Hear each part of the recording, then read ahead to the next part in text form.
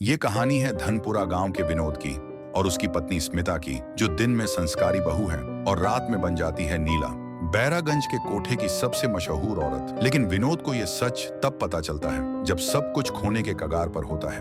विनोद एक सीधा साधा आदमी, गांव धनपुरा का रहने वाला, गरीबी में पला, माँ एक सामान्य गृहिणी और पिता एक नशे में डूबा हुआ मजदूर था जो हर रात मारपीट करता था। विनोद ने बचपन में ही माँ की आंखों में आंसू देखे थे और वहीं से सीखा, औरत को दर्द मत देना, भले खुद सह लेना। पढ़ाई में ठीक ठाक था, मगर 10वीं के बाद छोड़ दी क्योंकि खेत, घर और माँ की देखभाल उसके कंधों पर आ गई।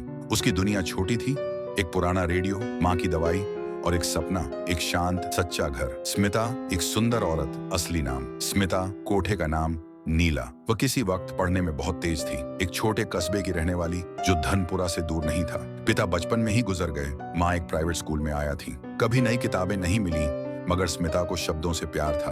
वह प्रेम कहानियां पढ़ती थी और उनमें खुद को ढूंढती थी। कॉलेज में एक लड़के से प्यार हुआ, राहुल। उसने शादी का वादा किया, फिर एक दिन अचानक गायब हो गया। बचपन से दबाई गई इच्छाएं, एक धोखा, माँ की बीमारी और समाज की ताने, सब ने मिलकर उसे अंदर से खोखला कर दिया। माँ की मौत, नौकरी नहीं मिली, जिंदा रहने के लिए शरीर बेचने की शुरुआत। स्मिता को एक रिश्तेदार ने विनोद के घर शादी का प्रस्ताव भेजा। विनोद को उसकी तस्वीर पसंद आई, एक साधारण शालीन लड़की। वो नहीं जानता था कि अतीत में स्मिता क्या थी। स्मिता को भी ये शादी एक मौका लगी, एक नई शुरुआत का, इसलिए उसने सब कुछ छुपा लिया। शादी हुई, विनोद हर रोज खेत पर जाता और स्मिता धीरे धीरे बैरागंज के कोठे में फिर लौटने लगी, अब नीला के नाम से। उसकी दो जिंदगियां चलने लगी, एक विनोद के साथ जो उससे सच्चा प्रेम करता था और एक बैरागंज में जहां जिस्म बिकता था पर पेट भरता था। धनपुरा उत्तर भारत के एक छोटे जिले में बसा एक गांव है। यहाँ जिंदगी की रफ्तार धीमी है लेकिन नजरें तेज हैं। खेतों में लहराती गेहूं की फसलें, बैलों की गाड़ियों की आवाज और मंदिर की घंटियों की गूंज। हर मोड़ पर लोग मिलते हैं जो राम राम भैया कहने में देर नहीं करते। गांव में अगर एक औरत को अकेले कहीं जाते देख लिया जाए तो कहानियां बन जाती हैं। धनपुरा में विनोद जैसा आदमी आदर्श माना जाता है, सीधा, मेहनती, बिना बुरी आदतों वाला। और स्मिता जैसी औरत जो चुप है, सुंदर है, लेकिन जरा देर से घर लौटे तो शक की परछाइयां उस पर पड़ने लगती हैं। बैरागंज धनपुरा से 20 किलोमीटर दूर एक छोटा कस्बा जो दिन में सरकारी ऑफिसों से और रात में गंदगी से चलता है। पुराने बाजार की एक तंग गली में स्थित एक कोठा, बाहर से धूल में ढका हुआ लेकिन अंदर रंग बिरंगी रोशनियों से सजा हुआ। दरवाजे के बाहर नीला नाम की चमकदार तख्ती लटकती है। हर शाम 6 बजे कोठे की खिड़कियां खुलती हैं और संगीत की धीमी धुनें बजने लगती हैं। कोठे की मालकिन शब्बो मैडम, जो कभी खुद एक कोठे में थी, अब धंधे की रानी है। एक दलाल मुकुंद जो नए चेहरे लाता है और पुलिस को पैसे देकर सब चुप करवा देता है। स्थानीय नेता भी यहाँ आते हैं। वोट के समय महिलाओं को संस्कारी कहते हैं और रात को उन्हीं से सौदे करते हैं। और नीला जानती है, अगर गलती से उसके गांव से कोई यहाँ आ गया तो उसका पूरा झूठ उजागर हो जाएगा। सुबह सूरज की पहली किरण के साथ उठना, विनोद का टिफिन तैयार करना, माँ की दवाइयों का ख्याल रखना और शाम को तुलसी में दिया जलाना। स्मिता की दिनचर्या बिल्कुल किसी संस्कारी नारी की तरह थी। लेकिन जैसे ही रात का अंधेरा धनपुरा की गलियों को घेरता, स्मिता की साड़ी की पिनें ढीली पड़ जाती, बाल खुल जाते और उसकी आंखों में सिंदूरी सपनों की जगह एक गहरा धुंधलका उतर आता। रात के अंधेरे में वह बस पकड़ती और बैरागंज पहुंचते ही उसकी चाल, आवाज और चेहरा बदल जाता। अब वह स्मिता नहीं, नीला बन चुकी होती। कोठे की रंगीन बत्तियों में वह लाल जोड़े में भारी आंखों और बनावटी हंसी के साथ खड़ी होती।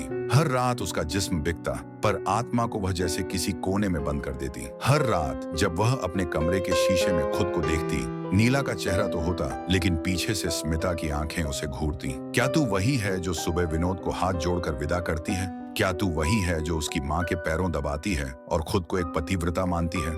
उसके भीतर की आवाजें चिल्लाती, तू पाप कर रही है, तू धोखा दे रही है। पर उसके पास जवाब होता, तो क्या भूखों मर जाऊं? क्या माँ के इलाज के लिए तड़पूं? क्या उस कर्जे में डूबे घर को यूं ही गिरने दूं? हर बार जब विनोद देर से घर आता, हर बार जब गांव की कोई औरत उसकी तरफ घूरती, स्मिता के सीने में एक चाकू सा चुभता। कहीं उसे पता तो नहीं चल गया? कहीं किसी ने देख तो नहीं लिया? वह हमेशा दो जिंदगियों के बीच चलती थी। एक जिंदगी जिसमें वह विनोद के सिरहाने बैठी देवी थी और दूसरी जिसमें वह खुद की लाश को घसीटती हुई एक वैश्या थी। कोठे पर जब वह सजती थी तो हर ग्राहक के सामने उसकी हंसी, अदाएं और बातें सभी नकली होती, लेकिन उसका दिल, हर बार उसके भीतर से एक सिसकती आवाज निकलती थी, काश मुझे कोई रास्ता दिखाता, काश मैं सिर्फ एक जिंदगी जी पाती, काश मैं सिर्फ स्मिता रह पाती। स्मिता जानती थी कि उसकी ये दोहरी दुनिया एक दिन जरूर टकराएगी और उस दिन या तो विनोद का भरोसा टूटेगा या उसकी अपनी आत्मा बिखर जाएगी। पर तब तक वह हर दिन हर रात एक चेहरा पहनती थी और एक छिपाती थी। विनोद को कभी अपनी पत्नी पर शक करने की जरूरत नहीं पड़ी, लेकिन कुछ महीनों से स्मिता हर सुबह बेहद थकी हुई दिखती। आंखों के नीचे काले घेरे, गहरी चुप्पी और कभी कभी अचानक चौंक जाना। विनोद ने अनदेखा किया, शायद गर्मी की वजह होगी, पर शक का पहला बीज वहीं पड़ा। स्मिता ने अचानक सोने की चैन खरीदी, माँ की दवाइयां भी महंगी होने लगी, घर में नया सिलेंडर, नया सिलाई मशीन, फ्रिज की बात। विनोद हल्का सा मुस्कुराया, लेकिन भीतर से कांप उठा। हमारे पास तो बचत नाम की चीज ही नहीं थी। एक रात विनोद की नींद टूटी। उसने सुना स्मिता धीरे धीरे मोबाइल पर किसी से बात कर रही थी। आवाज में डर नहीं था, बल्कि कुछ और, शायद प्रोफेशनल सा लहजा। विनोद ने चुपचाप करवट बदल ली। उसके दिल में जैसे कुछ दरक गया। एक शाम जब विनोद जल्दी घर लौट आया, स्मिता बाथरूम में थी और हवा में एक तेज और मादक परफ्यूम की महक थी, वैसी जो गांव की औरतें नहीं लगाती। विनोद ने कोई बात नहीं की, लेकिन दिल ने सवाल पूछना शुरू कर दिया था। विनोद की दुकान में एक ग्राहक आया जो बैरागंज से था। बातों बातों में उसने कहा, भाई वहाँ एक नीला नाम की औरत है, बड़ी कमाल की, सादी सी लगती है, पर चाल में कुछ और ही है। विनोद ने मजाक में हंस दिया, लेकिन उस ग्राहक की बातें और नाम नीला उसके दिमाग में ठहर गया। रात को वह चुपचाप स्मिता के अलमारी में रखे कुछ कागज टटोलने लगा। एक छोटा सा पर्स जिसमें लिपस्टिक, परफ्यूम और एक कोठे का कार्ड था। एक दिन उसने बिना बताए स्मिता का पीछा किया, बस स्टैंड तक पहुंचा, फिर एक ऑटो में और फिर बैरागंज की गलियों में उसने देखा स्मिता लाल जोड़े में, भारी मेकअप में, लोगों के बीच हंसते हुए जा रही थी। विनोद के पैरों के नीचे से जमीन खिसक गई।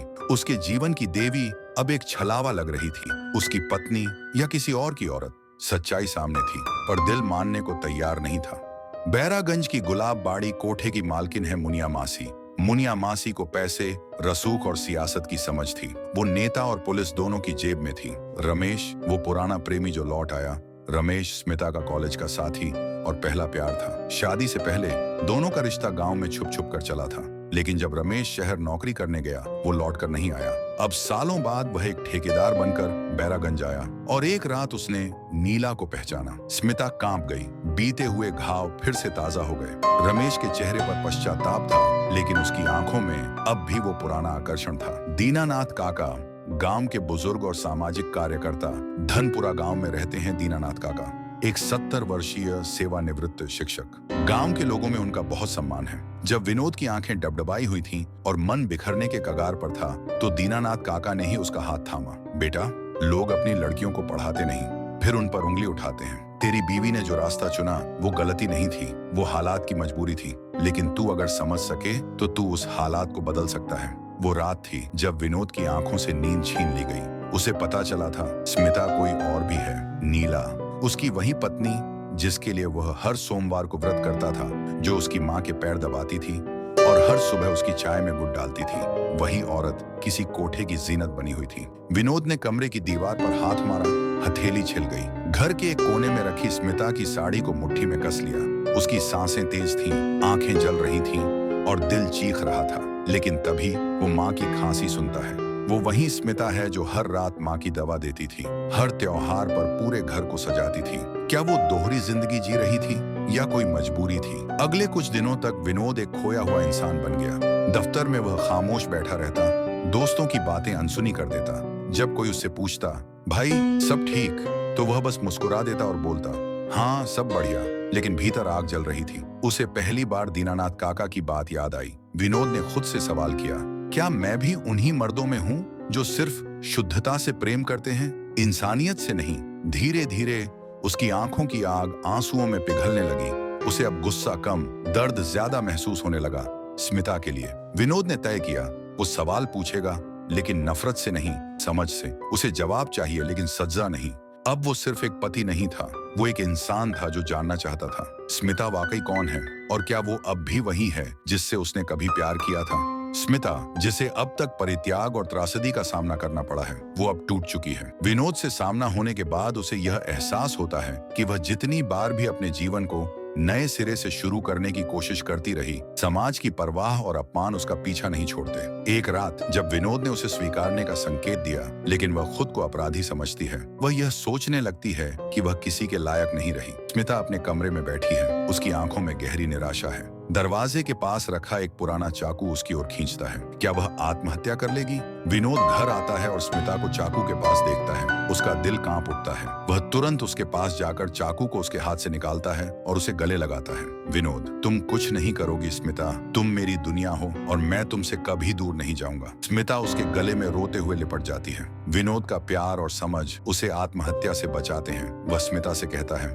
तुमसे प्यार करने का मतलब यह नहीं कि मैं तुम्हारे अतीत को सहन करूं, लेकिन हम साथ मिलकर अपने भविष्य को नया बना सकते हैं। हम जो थे उसे छोड़कर अब हमें एक नई शुरुआत करनी होगी। क्या तुम मेरे साथ चलोगी? स्मिता, जो अब तक अपनी पहचान से बाहर और एक शून्य महसूस कर रही थी, विनोद की बातों से कुछ समझ पाती है और तय करती है कि वह अब खुद को पुनः पहचानने का रास्ता अपनाएगी। स्मिता और विनोद दोनों धनपुरा गांव छोड़ने का फैसला करते हैं, जहां उनका अतीत हमेशा उनके पीछे पड़ा रहेगा। वे बैरागंज और अपने अतीत को पीछे छोड़कर नया जीवन शुरू करने के लिए कहीं और जाते हैं, जहां वे स्मिता के नाम पर एक नई शुरुआत कर सकते हैं। एक साल बाद विनोद और स्मिता एक छोटे से शहर में बस चुके होते हैं। विनोद अब एक छोटे व्यवसाय का मालिक है और स्मिता अब एक गृहिणी के रूप में अपने जीवन को नए रूप में जीने की कोशिश करती है। वे खुश हैं, लेकिन दोनों जानते हैं कि उनके संघर्ष और टूटने के बाद जो भी प्यार और उम्मीद है, वो उनकी मेहनत और एक दूसरे की समझ के परिणाम स्वरूप है। हर इंसान की जिंदगी में एक ऐसा मोड़ आता है जहां सच की चुभन और प्यार की गर्मी एक साथ टकराते हैं। हमारी कोशिश यही है कि हम ऐसी कहानियां आपके सामने लाएं जो सिर्फ मनोरंजन नहीं